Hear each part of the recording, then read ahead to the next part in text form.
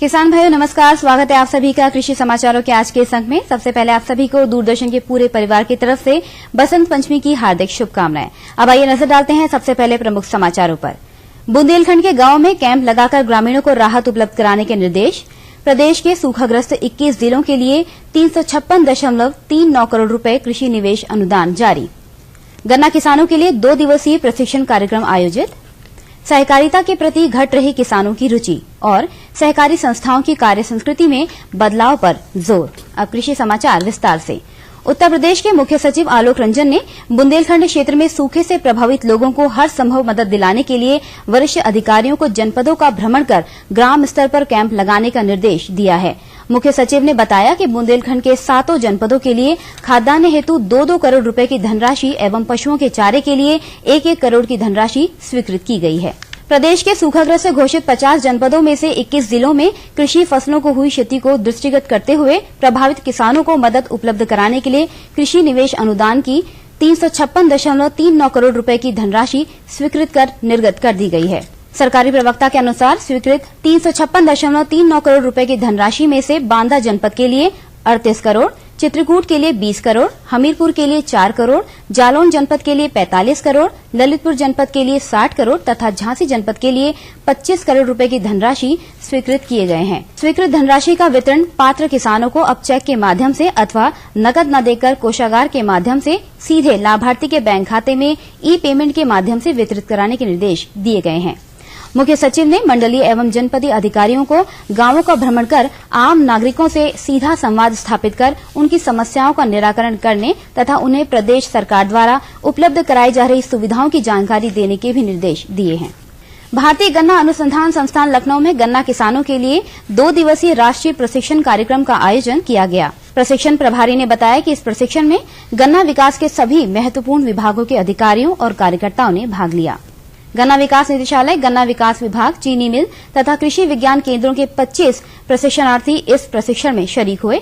प्रशिक्षण के दौरान गन्ना की उन्नत किस्मों, आधुनिक बुवाई विधियां, प्रजाति नियोजन, गन्ना बुवाई यंत्र तथा संस्थान द्वारा विकसित तकनीकों पर वैज्ञानिक जानकारी दी गई। सहकारिता के प्रति किसानों की रुचि निरंतर घटती जा रही है। आंकड़े बताते हैं कि सन 1970-80 तक जहां कृषि ऋण प्रवाह का 60% भाग सहकारिता क्षेत्र से आता था, वह आज घटकर मात्र 16% हो गया है। सहकारिता से जुड़े देश के शीर्ष अधिकारियों ने इस स्थिति पर चिंता व्यक्त करते हुए सहकारिता कार्य संस्कृति में बदलाव पर जोर दिया है। कृषि वित्त में शीर्ष नेतृत्व हासिल करने के लिए सहकारी संस्थाओं में व्यापक बदलाव की आवश्यकता है। ये तथ्य राष्ट्रीय कृषि और ग्रामीण विकास विभाग और बर्ड लखनऊ द्वारा आयोजित 2 दिवसीय सहकारी बैंकों की राष्ट्रीय सम्मेलन में उभर कर सामने आए। सम्मेलन में कृषि कल्याण मंत्रालय, भारत सरकार, कई राज्यों के रजिस्ट्रार, सरकारी समितियों सहित कई केंद्र और राज्य सरकार के वरिष्ठ अधिकारी सहित सरकारी बैंकों के अध्यक्ष एवं प्रबंध निदेशक मौजूद रहे। सम्मेलन में वक्ताओं ने सहकारिता क्षेत्र को बैंकिंग तकनीक में हो रहे परिवर्तन के अनुरूप अपने कार्यकलापों में व्यापक बदलाव लाने का सुझाव दिया। आधुनिक तकनीक अपनाने के लिए सहकारी संस्थानों में समुचित मानव संसाधन प्रबंधन पर भी बल दिया गया। सम्मेलन में प्राथमिक कृषि सहकारी समितियों के डिजिटाइजेशन की बात को प्रमुखता से रखा गया। साथ ही सहकारी संस्थाओं से अपने व्यवसाय पोर्टफोलियो को वृहद बनाने और लाभ का केंद्र बनाने पर जोर दिया गया। वक्ताओं का कहना था कि सहकारी संस्थानों को नई तकनीक से लैस बैंकिंग व्यवस्था को अपनाते हुए नई पीढ़ी के ग्राहकों की अपेक्षाओं पर खरा उतरना होगा और सहकारी बैंकों को त्वरित कार्रवाई करते हुए अपने व्यवसाय को बढ़ाने के लिए उपाय करने होंगे। उद्घाटन सत्र में संस्थान विकास विभाग, नाबार्ड प्रधान कार्यालय द्वारा प्रकाशित राज्य सहकारी बैंकों के वित्तीय निष्पादन की विश्लेषणात्मक समीक्षा का विमोचन किया गया। संगोष्ठी का समापन प्रतिभागियों द्वारा सहकारी बैंकिंग में आमूल परिवर्तन के आह्वान के साथ हुआ। सम्मेलन के दौरान 6 तकनीकी सत्र का आयोजन किया गया, जिसमें सहकारी क्षेत्र के व्यवसाय विकास, सहकारी संस्थाओं के द्वारा नई और नवोन्मेष तकनीक अपनाने, प्राथमिक कृषि सहकारी समितियों के व्यवसाय संवर्धन और सहकारी संस्थाओं के लिए कॉर्पोरेट गवर्नेंस पर प्रमुखता से चर्चा हुई। और अब किसान भाइयों के लिए वैज्ञानिकों की सामयिक सलाह। गेहूं के खेत में चूहों का प्रकोप होने पर जिंक फॉस्फाइड से बने चारे अथवा एल्यूमिनियम फॉस्फाइड की टिकिया पर प्रयोग करें। चूहों की रोकथाम के लिए सामूहिक प्रयास अधिक सफल होगा। चने की फसल को फली छेदक कीट से बचाव के लिए फली बनना शुरू होते ही मोनोक्रोटोफास 1 मिलीलीटर का 1 लीटर पानी से मिलाकर 700 से 800 लीटर पानी में प्रति हेक्टेयर की दर से 15 दिनों के अंतराल पर 2 बार छिड़काव करें।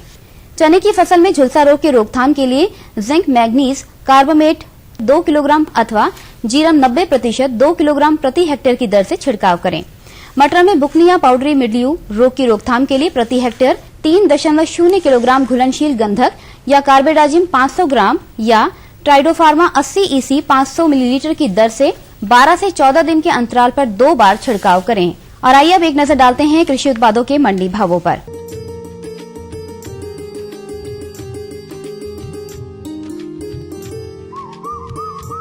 प्रदेश के विभिन्न मंडियों में गेहूं का भाव प्रति क्विंटल इस प्रकार रहा। फैजाबाद की मंडी में 1625 रूपये प्रति क्विंटल, मेरठ में 1680 रूपये, उन्नाव में 1610 रूपये और लखनऊ की मंडी में 1675 रूपये प्रति क्विंटल भाव रहा।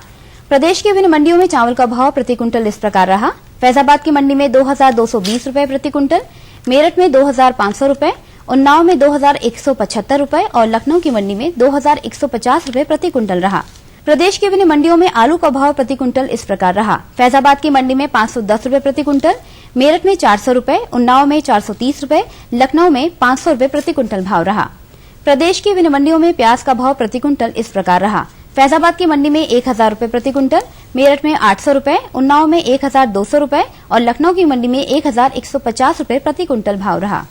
प्रदेश की विभिन्न मंडियों में बैगन का भाव प्रति क्विंटल इस प्रकार रहा।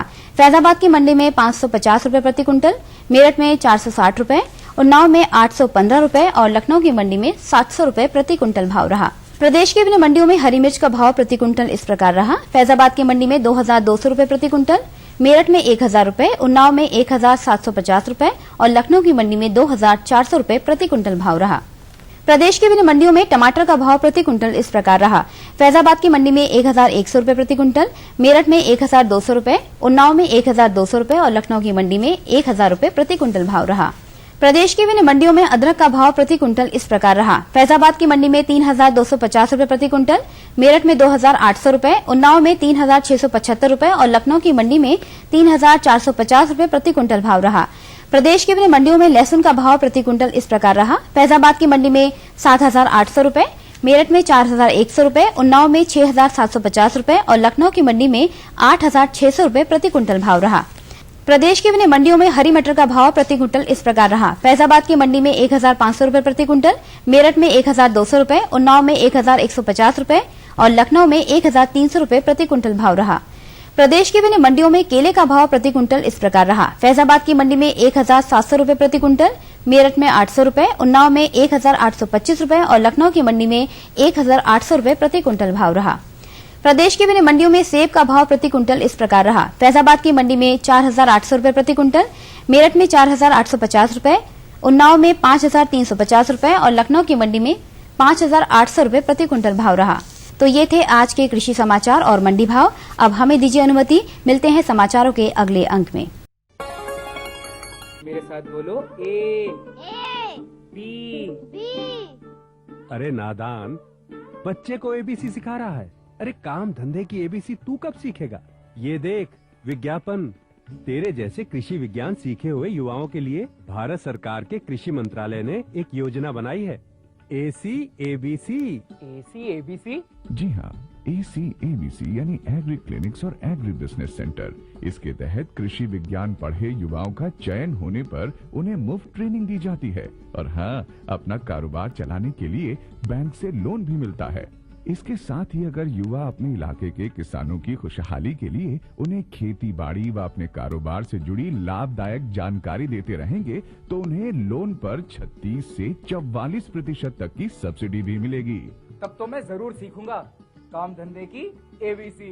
शाबाश, चलो अपनाएं स्वरोजगार, खेती में हो विकास अपार। खुशबू की फुहार में, स्वाद की बहार में, तरक्की की तानों में, खिलती मुस्कानों में, हरे भरे पौधों में, बड़े बड़े सौदों में, मधुर भिनभिनाहट में, खुशियों की आहट में, बागवानी मिशन,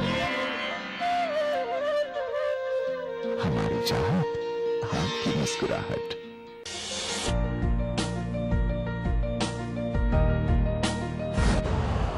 यूरिया का स्वदेशी उत्पादन 70 लाख टन बढ़ाने के लिए 6 उर्वरक संयंत्रों का उद्धार किया जा रहा है।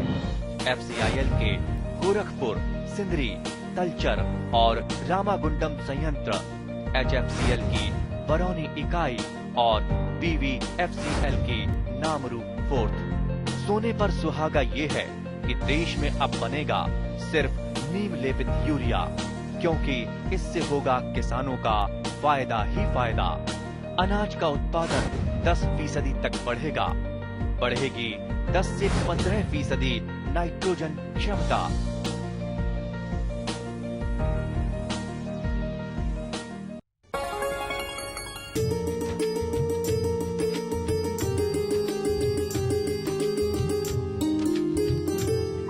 कृषि समाचार के बाद एक बार पुनः आपका कृषि दर्शन कार्यक्रम में स्वागत है। बहनों भाइयों, कहते हैं कि समय पर खाद, समय पर पानी, रोग कीट पर रहे निगरानी और पैदावार बढ़ेगी निश्चित, बात हमारी जिसने मानी। बहनों भाइयों, अगर हम अच्छी पैदावार चाहते हैं तो हमें अपने खेतों की, अपनी फसल की देखभाल कैसे करनी है, इसका सही तरीका जरूर मालूम होना चाहिए। तो इसी परिप्रेक्ष्य में आज हम आपको जानकारी दिलवाने जा रहे हैं गेहूं फसल की देखभाल। और इस विषय पर जानकारी देने के लिए आज हमारे बीच में उपस्थित हैं कृषि विज्ञान केंद्र शाहजहांपुर के वैज्ञानिक डॉक्टर चंद्रपाल जी। डॉक्टर साहब, आपका स्वागत है। डॉक्टर साहब, सबसे पहले अगर हम बात करें गेहूं की फसल की, तो गेहूं की फसल की इस समय हमारे खेतों में क्या स्थिति है? देखिए, किसान भाइयों का जो मुख्य रूप से जो समय से गेहूं की बुआई किए हैं, उनमें लगभग गांठें बन रही जी, यानी 60-65 दिन की लगभग फसल हो गई। जो किसान भाई पछेती गेहूं की बुआई किए हैं, वो भी दूसरी सिंचाई के उसमें आ रहे हैं, माने 40-45 दिन टिलरिंग स्टेज जो मुख्य रूप से गेहूं में होती है, वो दशा इस समय चल रही है जी। अच्छा डॉक्टर साहब, इस समय हमारे किसान भाइयों को अपनी फसल की देखभाल किस तरह से करनी है? कौन कौन से ऐसे बिंदु हैं जिनको ध्यान में रखना है? देखिए, किसान भाइयों को इस समय मुख्य रूप से उर्वरक प्रबंधन पे ध्यान देने की, क्योंकि बढ़वार की स्टेज चल रही है। अब इसके बाद पुष्पावस्था आएगी, तो इस समय जो बढ़वार के लिए है, पोषक तत्वों की बहुत ही नितांत आवश्यकता है, सही मात्रा में। दूसरा, जल प्रबंधन की, वो भी जरूरी। अब पोषक प्रबंधन के लिए है कि किसान भाई जो हमारे हैं, यदि मृदा परीक्षण करा करके उर्वरक का प्रयोग सही करते हैं तो लाभ में रहेंगे और फसल से अच्छा उत्पादन लेंगे। किसान भाइयों को जानकारी दे दें कि इस समय हर जिले में कृषि विज्ञान केंद्र है, वहां पर लगभग मृदा परीक्षण लैब है, वहां मृदा का परीक्षण करा लें, या कृषि विभाग में वहां भी है और अन्य संस्थाएं भी। तो खेती के लिए, अच्छा उत्पादन के लिए मृदा परीक्षण जरूर कराएं। यदि इस बार नहीं कराए हैं तो आने वाले समय में कराएं। जिन किसान भाइयों ने सामान्यतः मृदा परीक्षण नहीं करा पाए हैं, तो जो धान के बाद उर्वरक की मात्रा जो है अलग हो जाए, जैसे कि 150 किलोग्राम नत्रजन तत्व, इसी प्रकार से 60 किलोग्राम फास्फोरस और 40 किलोग्राम पोटास, ये जो समय से बुआई धान काटने के बाद किसान भाई करते हैं सिंचित दशा में। इसमें किसान भाई ध्यान रखें कि जिस समय बुआई करते हैं, बुआई किए हैं, काफी किसान भाई पोटास का प्रयोग नहीं करते हैं, जिससे उनकी फसल काफी कमजोर हो जाती है, हवा जरा सा लगती है तो गिर जाती है। तो किसान भाइयों को ध्यान देना चाहिए कि नत्रजन जो हमने बताई है उसका 1/3 भाग, और इसके साथ फास्फोरस पूरा, और पोटास जो है बुआई के समय सीड ड्रिल के द्वारा जिससे कर रहे हैं, यदि सीड ड्रिल से कर रहे हैं तो इस प्रकार से मशीन को एडजस्ट करें कि खाद जो है बीज के नीचे और बगल में कम से कम 2-3 सेंटीमीटर के बाहर रहना चाहिए, क्योंकि यदि बीज में खाद पहुंच जाएगी तो जमाव में काफी प्रॉब्लम होगी, फसल अच्छी नहीं होगी। तो ये खाद देते समय जरूर ध्यान रखें। एक और किसान भाइयों का है कि सामान्यतः ही हरी खाद नहीं दे पाते हैं, तो उन किसान भाइयों को यदि संभव हो सके 10 टन गोबर की सड़ी खाद बुआई से 10 दिन पहले, यदि वो 15 दिन पहले डाल देते हैं खेत में, तो भी उत्पादन में बहुत बड़ा फर्क पड़ता है। डॉक्टर साहब, यहाँ पर एक बात मैं जानना चाहता हूँ कि जैसे आपने पोषक तत्वों की बात की, जिंक की या पोटास की, तो हम अगर इनकी कमी है तो हमें ये पता कैसे लगेगा कि इनकी कमी है? आज जो हम मृदा परीक्षण में पाते हैं, 3-4 चीजों की ज्यादातर कमियां पाई जाती है। एक तो लोहा की भी कमी हो गई है हमारे खेतों में, मैग्नीज की भी कमी हो गई है। तो किसान भाई यदि अपने पोषक तत्वों को सही मैनेज कर लेते हैं, जैसे डीएपी न डाल करके सिंगल सुपर फास्फेट डालें, तो कैल्शियम और सल्फर के अतिरिक्त मात्रा देने की जरूरत नहीं। ये इसी तरीके से पोटास जरूर डालें। मैं फिर पुनः कहूंगा किसान भाई, पोटास बहुत कम किसान अभी प्रयोग कर रहे हैं, तो पोटास का प्रयोग करें। अब किसान भाइयों को ये है कि कैसे समझें कि मेरे खेत में जिंक की कमी है। किसान भाई, यदि आप खेत में जाएंगे और जिंक की कमी आप जानना चाहते हैं, तो जो गेहूं की पत्तियां हैं तो बीच वाले में सफेद पीले से दिखे, माने हल्का हरा रंग, हरा रंग, हाँ हरा रंग हल्का रहेगा, फिर सफेद हो जाएगा, नसों में होगा। एक किसान भाई को ध्यान, नसों में रहेगा, और वो फिर बाद में फसल को कमजोर कर देते हैं और गांठें जो है नजदीक होती हैं। और एक और होता है, जिंक की कमी यदि होती है खेत में तो बालें देर में निकलती हैं। अच्छा, जिससे उत्पादन में कमी आती है। मतलब अगर इस तरह के लक्षण दिखाई दे तो तुरंत जिंक का एक स्प्रे करना चाहिए। अच्छा। जिंक के स्प्रे में किसान भाई बहुत ध्यान देने की जरूरत है कि जिंक सल्फेट 5 किलो प्लस उसके साथ बुझा हुआ चूना 2.5 किलो, और ये कम से कम 800 से 1000 लीटर पानी प्रति हेक्टेयर की दर से स्प्रे करना चाहिए। किसान भाई हमारे क्या करते हैं, पानी की मात्रा बहुत प्रयोग कम करते हैं, जिससे कभी कभी जिंक के लक्षण गलत भी आ जाए। यदि किसान भाई बुआई के समय 25 किलो जिंक सल्फेट अंतिम जुताई में मिला दें खेत में, तो ये समस्या बिल्कुल नहीं आएगी। तो ये तो बात हुई जिंक की। इसी प्रकार से सल्फर का भी किसान भाई अपने खेत में जाके पहचान सकते हैं। नाइट्रोजन और सल्फर के लगभग समान गुण आते हैं। अच्छा, लक्षण दिखाई देते हैं समान लगभग। अच्छा। मगर अंतर मुख्य जो है, इस तरह के लक्षण दिखाई मुख्य अंतर जो सल्फर में आता है कि पीला दोनों में पड़ता है, मगर इसमें नई पत्तियों में पीला पड़ता है। अच्छा, सल्फर में, सल्फर यदि कमी है खेत में गेहूं में, तो जो नई हमारी पत्तियां निकलती उनमें सबसे पहले पीलापन आएगा, इसका मतलब। और दूसरी पहचान क्या है, जो किसान भाई उसका तना देखेंगे तो पतला होगा, कठोर होगा, गांठें बड़ी कड़ी होंगी, तो इससे वो पहचान सकता है कि मेरे खेत में सल्फर की कमी है और सल्फर का प्रयोग कर सकता है।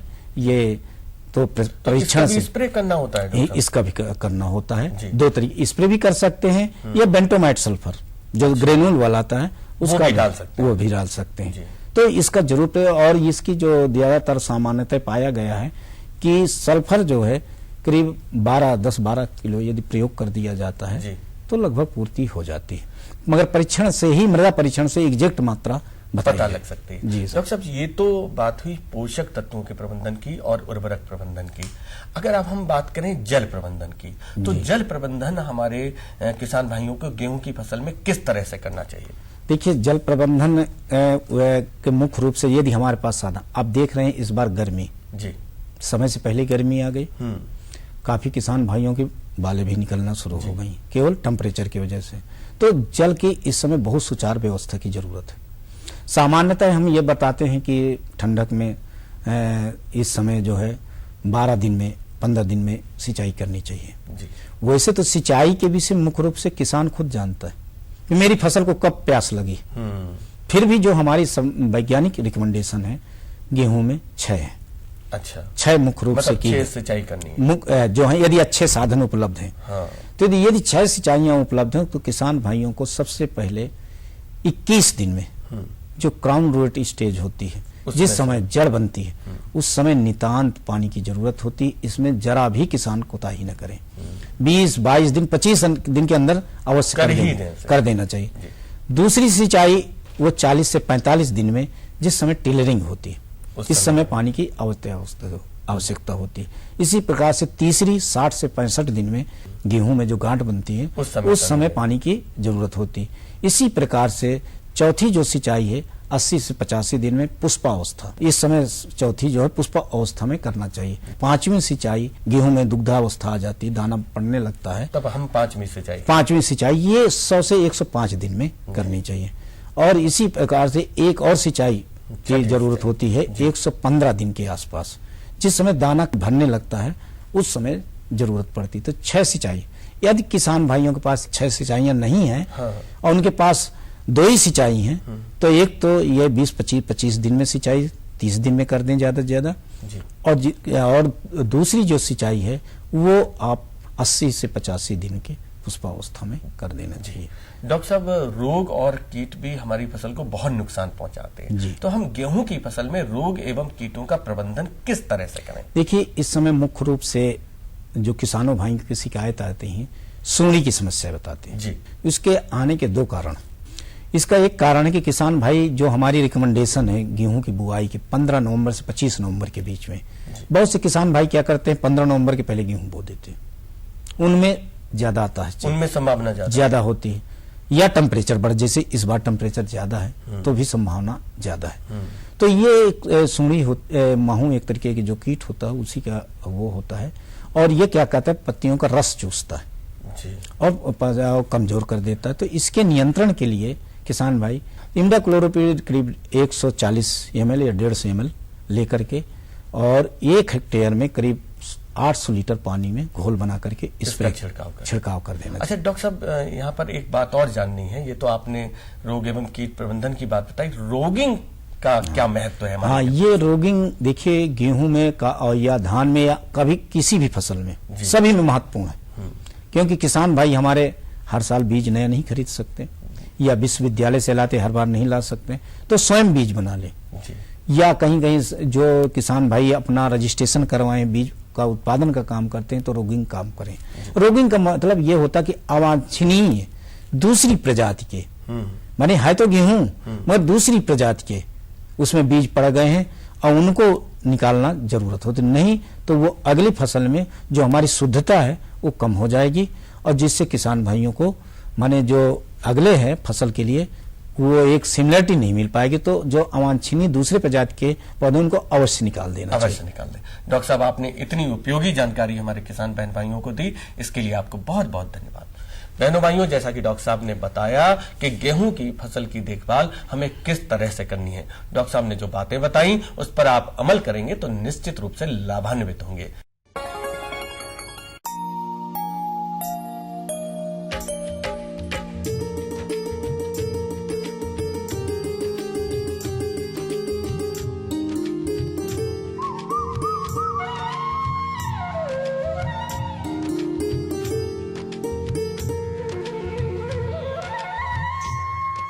खेती की जानकारी के बाद प्रस्तुत है मौसम समाचार। भारतीय मौसम विज्ञान विभाग से प्राप्त मौसम पूर्वानुमान एवं उपग्रह से प्राप्त चित्रों के विश्लेषण के अनुसार प्रदेश एवं लखनऊ के निकटवर्ती क्षेत्रों में इस सप्ताह मौसम साफ रहेगा और खिली धूप निकलेगी। मौसम विभाग द्वारा की गई भविष्यवाणी के अनुसार जहां लखनऊ व आसपास के क्षेत्रों में आज का अधिकतम तापमान 27 डिग्री सेंटीग्रेड और न्यूनतम तापमान 11 डिग्री सेंटीग्रेड रहा तथा खिली धूप निकली। हवा की रफ्तार 7 किलोमीटर रही तथा आर्द्रता 42% दर्ज की गई। वहीं 13 फरवरी को अधिकतम तापमान 27 और न्यूनतम तापमान 14 डिग्री सेंटीग्रेड रहेगा। 8 किलोमीटर की रफ्तार से हवा चलेगी तथा आर्द्रता 41% रहेगी और आसमान साफ रहेगा। जबकि 14 फरवरी को अधिकतम तापमान 28 और न्यूनतम तापमान 15 डिग्री सेंटीग्रेड रहेगा। 7 किलोमीटर की रफ्तार से हवा चलेगी तथा आर्द्रता 41% रहेगी और आसमान साफ रहेगा। जबकि 15 फरवरी को तापमान में थोड़ी और वृद्धि होगी तथा अधिकतम तापमान 29 डिग्री सेंटीग्रेड और न्यूनतम तापमान 11 डिग्री सेंटीग्रेड रहेगा। 7 किलोमीटर की रफ्तार से हवा चलेगी तथा आर्द्रता 37% रहेगी और आसमान साफ रहेगा। जबकि गोरखपुर मौसम केंद्र से प्राप्त सूचना के अनुसार आज का अधिकतम तापमान 26 और न्यूनतम तापमान 11 डिग्री सेंटीग्रेड रहा तथा 13 किलोमीटर की रफ्तार से हवा चली। आर्द्रता 39% दर्ज की गई। वहीं 13 फरवरी को गोरखपुर और आसपास के क्षेत्रों में औसत अधिकतम तापमान 27 और न्यूनतम तापमान 13 डिग्री सेंटीग्रेड रहेगा। 7 किलोमीटर की रफ्तार से तेज हवा चलेगी तथा आर्द्रता 41% रहेगी और खिली धूप निकलेगी। जबकि 14 फरवरी को अधिकतम तापमान 28 और न्यूनतम तापमान 14 डिग्री सेंटीग्रेड रहेगा। 8 किलोमीटर की रफ्तार से हवा चलेगी तथा आर्द्रता 35% रहेगी और खिली धूप निकलेगी। तो किसान भाइयों, ये थे मौसम समाचार। कुछ और नई जानकारियों के साथ मंगलवार को फिर उपस्थित होंगे। तब तक के लिए दीजिए अनुमति। नमस्कार।